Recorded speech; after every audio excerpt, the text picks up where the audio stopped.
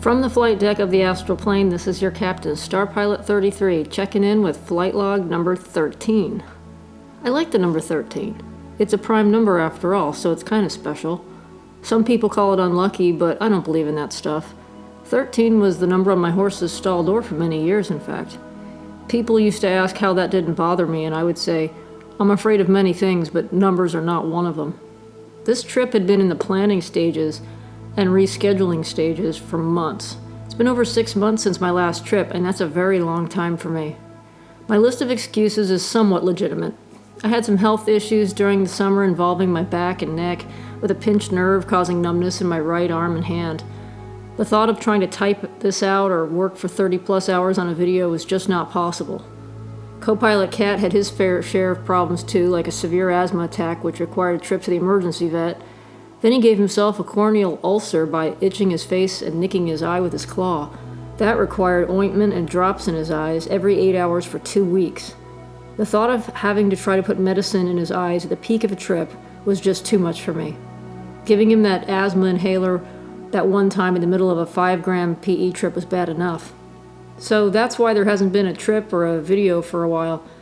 It was nagging at me though. Mentally, I needed a trip so badly to put me back on track, but every Saturday night, there was some event that caused me to cancel the trip. Whether it was partying, neighbors, 102-degree fever, or whatever the case was. I just got the sense that this trip was going to be important though, and that the timing had to be right, with both mindset and setting. Not only was this going to be flight log number 13, it was trip number 33 for me. In case you're new to the channel, I just started recording my adventures on these trips in 2019, but there were many other trips before that, beginning in 2011. Yesterday was quiet for once. As the hours ticked by, I tried not to think too much about the upcoming evening, but I did have my radar up for anything that might derail it, like loud parties at the neighbors. But they had a party Friday night, so I was hoping maybe they were done for the weekend. The plan for this trip was around 3.7 grams of Ghost True Albino Golden Teacher, which is an isolate of a mutation. It's a variant of the albino golden teacher and is known for its potency. It produces very small bluish-white fruits that are famously small but mighty. It'd be the first time that I tried something other than PE. So I ground up the dose a while ago and I had it in an airtight container. The plan was to mix it with some Pillsbury funfetti vanilla icing and spread it between the halves of a mini pound cake to kind of make sort of a magic slider. It turned out to be an excellent idea, but when I opened the small container with the powdered dose, I didn't remember filling the whole container to the top. It seemed like a lot of powder in there. I know I measured it at 3.7 grams though. Once again, it was a gift from a friend, the same friend who gifted me that first Rice Krispie treat edible, and before that, the famous upgrade turbo PE shrooms from Flight Log 4. So I managed to get home from the farm without any distractions, fed the cats, saged the outside of the house, and began final pre-launch preparations. Once everything was as good as it was going to get, and I had no red flags, no-go signals, or any other excuses, I sat down with my little cake and did the hardest thing, which was to just eat the damn thing. Once that's done, there's no going back. I just know that it's always going to be a rough night, physically and mentally, and while I know I'll feel better afterward, it's hard to just do it when you're exhausted already, or in pain from whatever, or feeling like you don't have the energy to get through the day. On top of that, this summer was scorching hot, and it made me very lethargic. I didn't want to do anything strenuous, especially sweat all night and go through a typical trip experience, which is a lot to process in itself. So I washed it all down with some orange juice. It was all done around 6:30 p.m. Normally with PE, I'll be gone in 20 minutes. I'll start to feel it pulling me under and there's not much I can do but let it take me away. I tried to relax and close my eyes, waiting for the come up as I laid on the couch. But I only saw darkness. Occasionally I'd get a passing, rambling thought, like a trip scene was trying to materialize. But then I'd open my eyes and realize that nothing was keeping me underwater like I was used to. Normally I'd close my eyes and drop out for an hour easily and be in some completely different realm. I'd only come up for air if they let me. I saw some funny cartoonish characters and bright happy colors like fat little Pokemon waving at me and encouraging me to be happy. I wasn't sure what to make of it all though. I looked at the time, 7:30. It had already been an hour, but it felt like nothing much was really happening. I felt that tingling sensation in my head, though, so I knew something was going on. No heavy body load like I was used to, feeling like I was sinking into the couch like a lead weight. Oddly, the cats were nowhere to be found. This time of night, usually everyone's out and about, but last night it was like a deep sleep came over the whole house, and all three of them were traveling with me in dreams. I kept closing my eyes, trying to see something, and occasionally there were brief images and thoughts, mostly thoughts, but not at all the intense, bright patterns and colors that I was used to. I opened my eyes and Ami was there in the faint green light. "Hi," I said. "Sorry I'm late." "Welcome back," Ami said. "Better late than never." "Well, it wouldn't be never," I said. "I've just had a rough year this year, and there wasn't a good opportunity. Also, I'm sure overthinking it didn't help." "Remember what I said before," Ami said. "Come when you're ready." "Yes, but I can find a million excuses why I'm not ready." "When you're out of excuses, then you're ready, like tonight. I'm glad you decided to come." "This is a very different kind of trip, isn't it?" I said. "These are different mushrooms. They have a different energy, as you've already seen. Don't let past experiences play into expectations, because these require a different approach. Go back under and you'll see." So I did.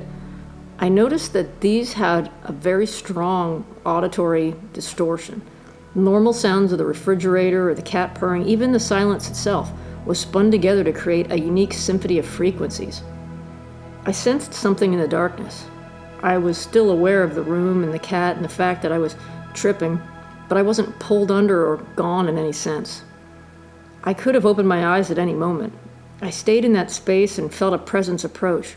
It was a female spirit, and she was tall and dark, without a defined shape, but it seemed like she was made of dark brown, black, and amber jewels.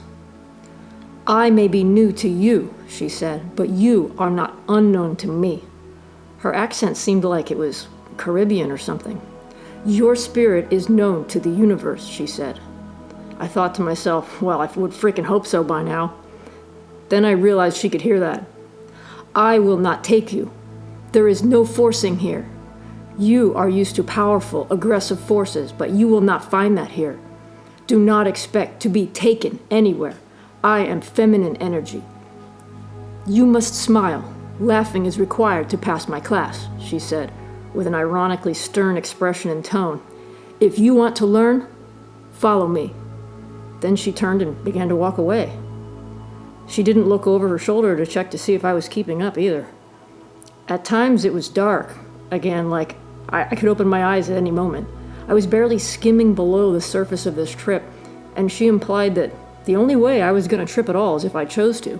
Nothing would grab me like a shark and pull me under the way PE would. I mean, she's right. You can't get a more masculine energy than a mushroom called penis envy that literally looks like a box full of dicks when it's growing. "There is no battle here, by the way," she said, looking back. "No war, no fighting. No struggle miss star pilot who battles the storm. This is the contrast. If you want to learn, follow me." This went on for some time. There was a lot of discussion about this contrast and how we can't fully understand anything without understanding what reveals it or makes it apparent. We can't understand life without the contrast of death, and vice versa. We can't understand the value of peace without the contrast of war. "There is no peace without love first," she said. I remembered hearing that from a previous trip.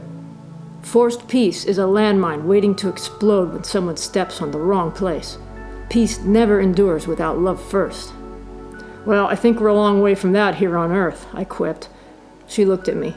"Humans choose first what is easy. It is much easier to fight and destroy than it is to do the hard work of repairing. Easier to fire weapons than come here and learn. If you want to learn, follow me." I opened my eyes. "Well, that was different," I said to Ami. "She's a totally different energy than I'm used to. She's a bit harsh, but I like her." "I recommend you do what she says," Ami said. "And you know what's a turd in everybody's punch bowl? A gloomy philosopher. You need to not be that way. You're more than that." I said, "Well, somebody has to point out the uncomfortable facts. I mean, Alan Watts was a philosopher too, but he wasn't a punch bowl pooper," I pointed out. "Yes, but he also knew how to balance all that philosophy and enlightenment Everything in moderation, including moderation. I guess, well, I'm not a big party person anyway, so your punch bowl is safe, I said. You know what you are, Ami said. You're like Dr. Strange before he realized that he could fucking do anything he wanted if he could just put on that cape and get out of his own head. That was it. I cracked up laughing at that analogy because it was inarguably accurate. There we go, that's better, he said. Now take my advice and your teacher's as well. Her sense of humor isn't as raw as mine. That's my plan, I said. I just have to remember to keep going back and following in the darkness, I guess. I'm just used to closing my eyes and being flushed down the psychedelic wormhole. Don't underestimate these mushrooms, he said. These are very powerful, but in a different way than you know. Remember, it doesn't always have to be a battle. You're always preparing for a battle on these trips, and often you get one, but that's not always how it goes. Be open to the idea of not having to fight tonight. Duly noted, I said. Ami and I talked for a while about a lot of things. Family stuff, work stuff, personal projects, previous trips, personal traumas, the war in the Middle East. We were talking about the contrast, like what makes us able to perceive anything by knowing its opposite, and it brought me back to that encounter with that ultimate contrast on that one trip. I was referring to the one whose name we don't mention. That's a bit more complex, Ami said. Take the example your teacher mentioned of peace and war. War has actions and expressions like violence, anger, fear, pain, loss. But what did you notice about Mr. Existential Black Hole in regards to all that? Well, that was the most unsettling part, I said. He was none of those things. He was like the absence of all those things, and yet not the opposite of them. He was disturbingly quiet, but not peaceful.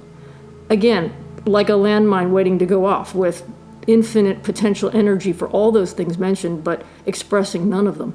It was like removing all the manifestations of evil, atrocities, and war and distilling it down to just the incredibly dense singularity at the bottom of it all. Well, I'm not going to return that energy. If I could go back and relive that encounter again, I'd handle it differently. How so? Ami asked. Well, instead of being a spicy, sarcastic bitch and trying to match his wit one for one, I think I'd just say, "Peace be with you," and leave it at that.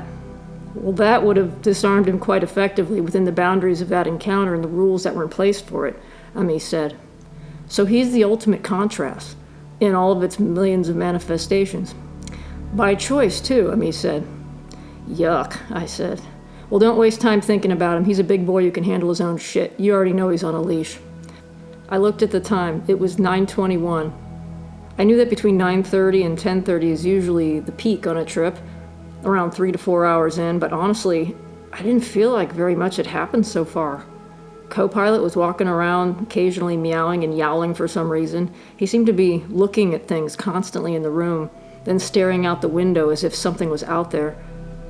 I noticed as I looked at him several times, even when he was right in front of me, that I could not see his eyes. It was like they were missing from his face.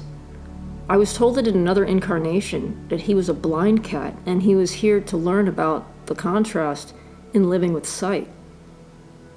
Here we were at what should be the most intense part of the trip, and I was feeling oddly serene. Peace breaks out, I said. Now, I'm not going to lie. I could feel this was the point in the metabolic process where things are hardest to handle. I'd taken 2 Dramamine ginger capsules prior. I had emergency landing site bucket within arm's reach. There were some waves, not a violent storm like other trips, but rolling waves. I closed my eyes and saw waves made of the same machinery as the spaceships. I could hear the sounds of the engines humming in the background, and I saw the space in front of me open up into a vast expanse of a room like I'd seen many times before. It was the inside of a spaceship where it looked like a strange amalgamation of a Las Vegas casino and a massive mechanical structure with obvious intelligence. Now this was more familiar. "Follow me," I heard her voice say again. I looked in that direction, but she was far ahead of me.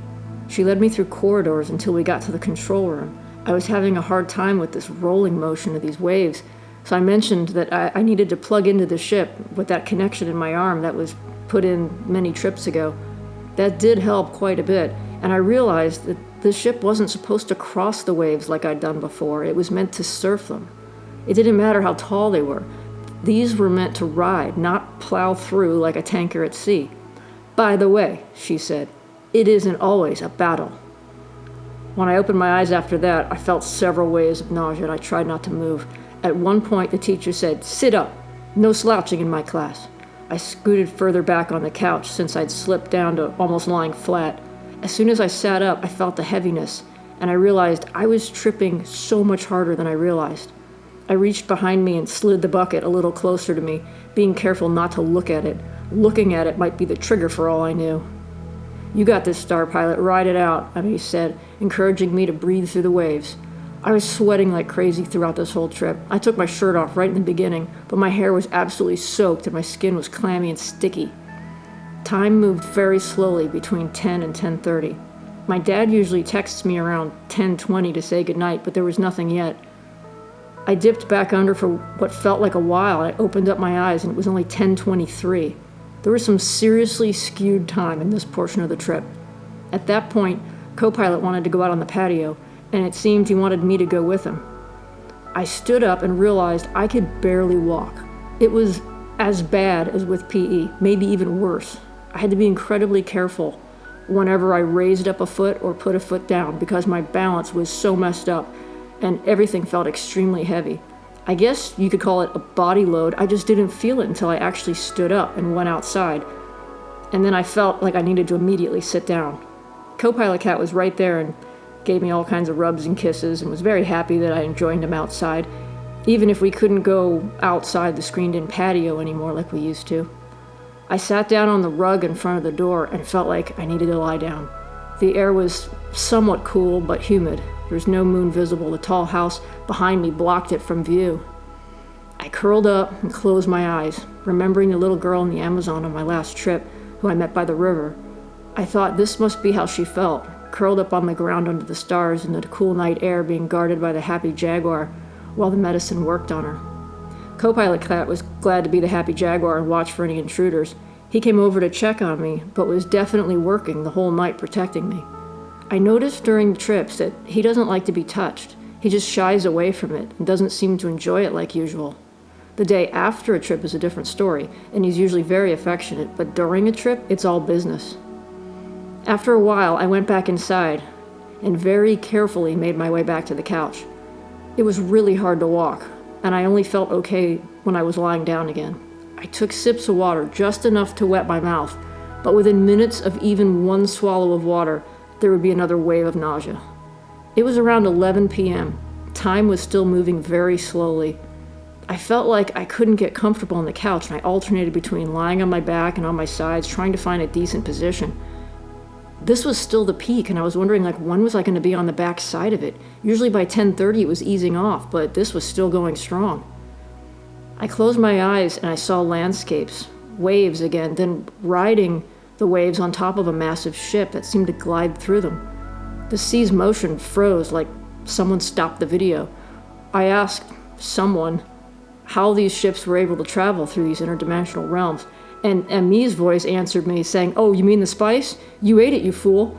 I realized the ship I was standing on was one of those giant worms again. Well, that went downhill very quickly, I quipped. There was more discussion with Emmy on the other side about my role as some sort of an artist, engineer, architect of some kind who had apparently been involved in a lot of projects throughout history of the universe, not just Earth's history. It was really overwhelming, and I don't remember a lot of it, but at the same time, it was very familiar. They were showing me things, and it was like seeing a long-lost family photo of an event that you barely remember, but then seeing the image makes it all come back again. They said I came here to learn some very difficult and advanced level lessons, and I needed to understand that all the struggles that I've gone through were known in advance as part of the lessons I'd agreed to learn. What I did with that was up to me. Did I want my story to be the person who went through pain and suffering and then gave up? Or what about having pain and suffering that I didn't understand the reason for or why I was going through it, and instead of running and hiding, I decided to get to the bitter root of it all and just stare death in the face for years, not minutes or hours, but years, until I decided to choose life and walk the other way. I had no control of what happened to me, but I could choose what happened next, and I decided I needed to walk to the edge and sit there for a long time and realize that nothing was going to push me over except my own choice, just as it was my own choice to be the contrast to this darkness. So I stood up, bid my dark friend goodbye for now, and walked away. That was a pretty extreme path to take, Ami said. You took the hard way, but by choice, not the easy way like most would. And I think that's why your friend Abu likes you. He loves shit like that. He's very nice, I said. I'm thankful he allowed me to just close my eyes and take refuge at his place whenever things are getting overwhelming. It's helped me a lot this year. Well, if you ever wanted an admirer, you have one now, he said. It was nearly midnight, and I was still tripping really hard. I heard a helicopter fly low over the house, and I was surprised by how loud it was. And then it circled back again, and again. It sounded like it was going to land in my yard at some point. I could see it from the couch, passing over my house and heading southeast, then looping back around again. Obviously, it was a police helicopter, and they were looking for someone. There was no searchlight, so they were infrared tracking, I guess. Again, it flew over. What in a Grand Theft Auto is going on in the ghetto tonight? Can't I get a Saturday night without a hurricane, a drunken party across the fence, or some kind of manhunt in progress? All I could think of was whoever's on the run had better not try to break into this house, because it was like Jumanji and Night at the Museum right now in here. What are you going to do, Starpilot? This might go on for a while, Ami said. It was incredibly annoying and loud. Talk about ruining the setting. Can Starpilot continue to trip her ass off with police helicopters circling outside? This is about being open to new things, isn't it? I laughed. Challenge accepted. So I settled under the blanket, still sweating like mad as another wave of nausea rolled through me as the thundering sound of the helicopter rattled the sliding glass doors. I saw that machinery again, but it was different from other trips. It wasn't sharp black paneling with interlocking pieces outlined in glowing lights. These were rounded panels and curved edges with a million different little intelligent pieces all working together, spinning like little gimbals and round housings and speaking to each other in that familiar chattering. Other ships were like high-performance race cars built for one thing, going fast at any cost. But these were like high-performance race cars designed for her. Wrap-around cockpits, soft lighting, seats like pillows, lots of visibility. Sit back and go. I guess I'm used to more strapping in, plugging in wires, and blasting off like I'm going to rip my mind in half. It is not always about a battle, her voice said. Follow me. I guess I woke up from wherever I was and it was dark again outside, so the cops must have found whoever they were chasing. It was almost 1 a.m. and this trip wasn't fading at all.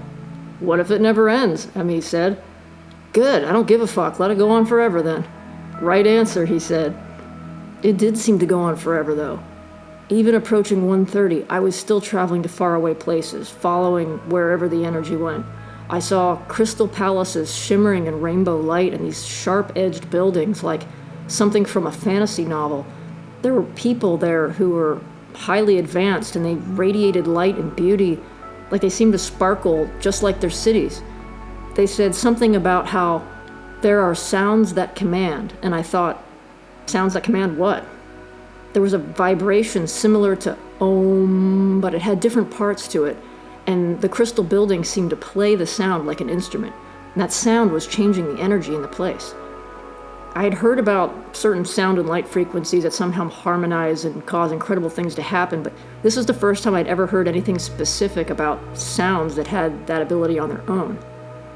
The word Arcturans came to my mind, but honestly, I never really bought into that whole New Age space race type thing, but maybe it's true? I don't know where all this came from, but it's nothing in my brain that I could have invented. The crystal transparency of this palace and how light fractured into rainbows along all the corners, these massive structures as tall as the tallest skyscraper, and yet they had features that were almost like sharp rocks, if it's possible to imagine that. The people were tall and wore regal-looking clothing hemmed with gold and silver, and the one that was speaking to me about the sounds that command wore a dark blue robe, and he had long silver-white hair, but he wasn't old. Well, he was, but ancient compared to me, but he didn't look old at all. After that, I opened my eyes, took a sip of water, and wondered if there was anything more I could extract from this night. So I closed my eyes again and saw darkness. No colors, nothing. Just a faint perception of a dark sphere in front of me. I could sense that the teacher was there again. You see nothing because there is nothing to see. You will learn to trip without seeing. Just because you see nothing does not mean nothing is there. I know you. Your energy is well known to the universe. I'm glad, I said. Right answer, she replied. That was the last time I saw her on the trip. I opened my eyes. I think it's time to go to bed, I asked. First, I went to go find Romeo, though. He hadn't come out for his dinner the whole night. He slept in his little cat bed, all by himself in the other room, and I wanted to make sure that he was okay. He woke up, licked my face, came in the living room and snuggled with me for a while. I told Emmy that I was very thankful to see him again, and I'd missed him so much all these months, and I was really sorry for the delay. He said that I should come back again soon, like before the end of the year. It was important to keep going and not fall backward into life's quicksand again. I'll plan it. I can't promise anything, but I will definitely try for one more big one this year. Thanks again for everything, Emmy. I love you, my friend. I love you too, Starpilot. Now, get some sleep and rest tomorrow. This night may not have seemed as hard as other nights, but you tripped as hard as you ever have, and you need to rest. I got ready for bed, and I saw I was clearly still tripping when I looked in the mirror. The light was fractured and pixelated. I laid there, and eventually 2 of the 3 cats joined me on the bed. Co-pilot was still guarding the house, though, somewhere out in the living room. Amazingly, I continued to see the flower of light patterns in white lights, brief visions, and geometric grid patterns for at least another hour. According to the little fitness tracker watch that I wear, I finally fell asleep around 3 a.m. This was a full 8.5-hour trip. Those little ghosts are no joke. Don't let their size fool you if you ever encounter them. They are intense, but in a different way than PE. The peak was more like a plateau.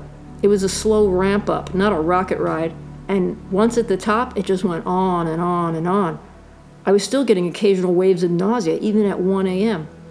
The come down was more of a slow fade, and the only way to really know it was over was after waking up and realizing that I'd finally slept for real. I was curious about what my fitness tracker would say, or whether it thought I was asleep when I was tripping. Tripping is definitely not sleeping, though it feels like you're waking up frequently. It didn't fool the tracker, though. Interestingly, it clocked my heart rate at 88 beats per minute the whole night. I kept thinking about Back to the Future with that 88 number on my watch. But I knew I finally fell asleep at 3 a.m., and it showed a post-trip sleep summary with over 3 hours of deep sleep, 4 hours and 41 minutes of light sleep, and almost 2 hours of REM sleep, including one phase that was 40 minutes long. That's some Olympic-level sleep right there. I always find that I sleep great after a trip, and in the weeks to follow, too. It's interesting that there was so much restorative deep sleep and so much dreaming and REM sleep right after the trip. It's like I got 2 nights worth of deep sleep and REM in one night. It wouldn't be a Starpilot trip without some kind of science experiment. Something funny, something stupid, something ridiculous like police helicopters, right? Thank you for coming along with me on this new and very different kind of adventure. I look forward to hearing from you in the comments, DMs, and emails. You can reach me at Starpilot33 at protonmail.com or on Instagram at Starpilot33. Until next time, stay safe and healthy, peace be with you, and I'll see you on the other side.